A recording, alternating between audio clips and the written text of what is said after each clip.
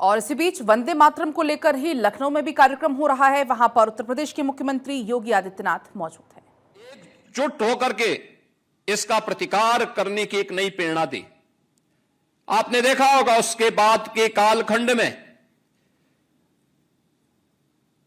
लगातार कोई भी क्रांतिकारी फांसी के फंदे को चूम रहा है, लेकिन उसके मुंह से एक ही मंत्र निकलता है, वह वंदे मातरम का। भारत की आजादी के आंदोलन के दौरान हम इस बात को देखते हैं कि जब भी कोई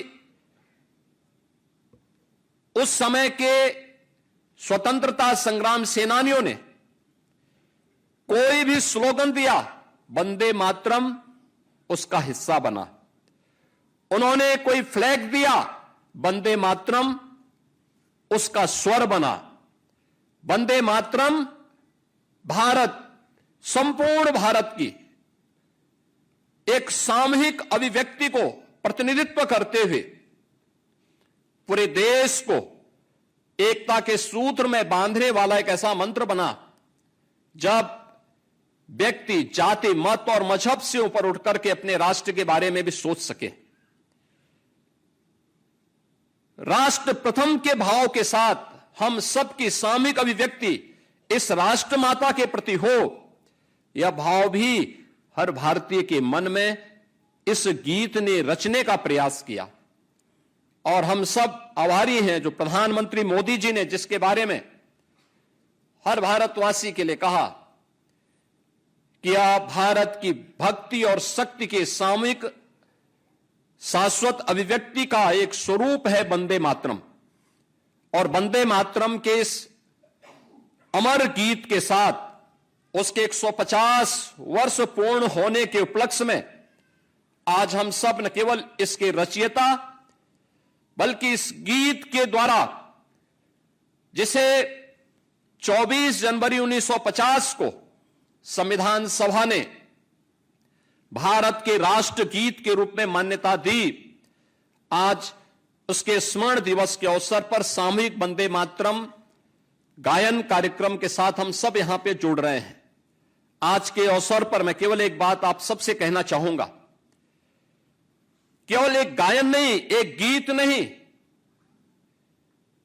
यह भले ही बंकिम चंद्र चट्टोपाध्याय के आनंद मठ के उस अमर उपन्यास पर आधारित है, जिन्होंने बंगाल और भारत के अंदर उस दौरान भूख से तड़पती हुई, अकाल से ग्रसित और अभाव से ग्रसित जनता के उन स्वरों को, जिसे बाद में सन्यासियों ने एक आंदोलन का रूप दिया, उस पर आधारित हो। लेकिन वास्तव में अमर गीत भारत को एक नई दिशा देने, भारत की सामूहिक चेतना को आगे बढ़ाने में सफल हुआ है। आज इसके 150 वर्ष पूर्ण हो रहे हैं और 150 वर्षों से अपने इन भावों को पूरे भारत का प्रतिनिधित्व देते हुए यह गीत आज भी पूरे भारत के अंदर एक नई राष्ट्रीयता का भाव पैदा करने में हमेशा सफल हुआ है। हम सब वंदे मातरम का हिस्सा हो सकते हैं। यह वंदे मातरम जो किसी उपासना विधि का आग्रह ही नहीं करता, हमें किसी जाति, किसी व्यक्ति के प्रति उसे महिमा मंडन करने के प्रति आग्रही नहीं बनाता,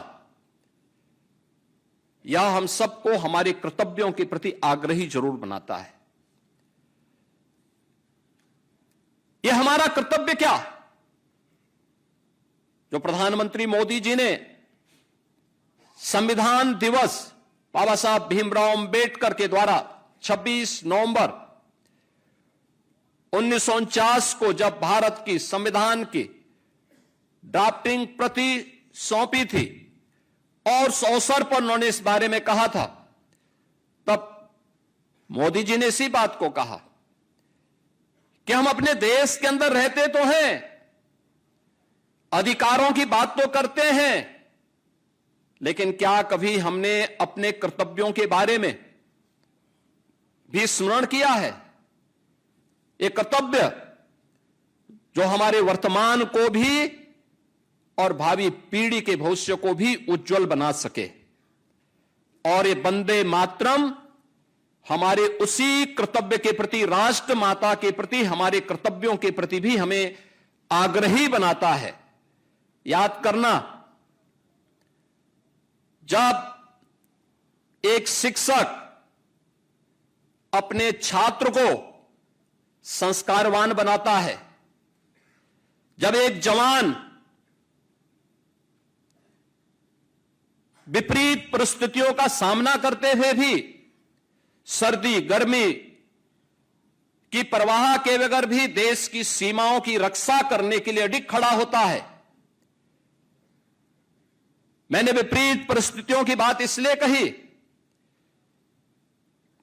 कि सियाचिन ग्लेशियर में जो जवान खड़ा होगा वहां पे टेम्परेचर -40 तक होगा, लेकिन मई जून में राजस्थान के रेगिस्तान में जो जवान भारत की सीमाओं की रक्षा कर रहा होगा, वहां पे 55 डिग्री टेम्परेचर में भी वह व्यक्ति गर्मी की परवाह के बगैर लगातार सीमाओं की सुरक्षा के लिए जूझता है। जब एक जवान सही मन से अपने देश की सीमाओं की सुरक्षा करता है, जब एक किसान अपनी खेती की उर्वरता को मजबूती के साथ आगे बढ़ाते हुए देश के लोग नागरिकों के लिए अन्न उत्पादन करता है, और जब भारत का हर नागरिक स्वार्थ से ऊपर उठ करके अपने कर्तव्यों के मार्ग पर आगे बढ़ता है, तो सही मायने में वह वंदे मातरम का ही गान कर रहा होता है।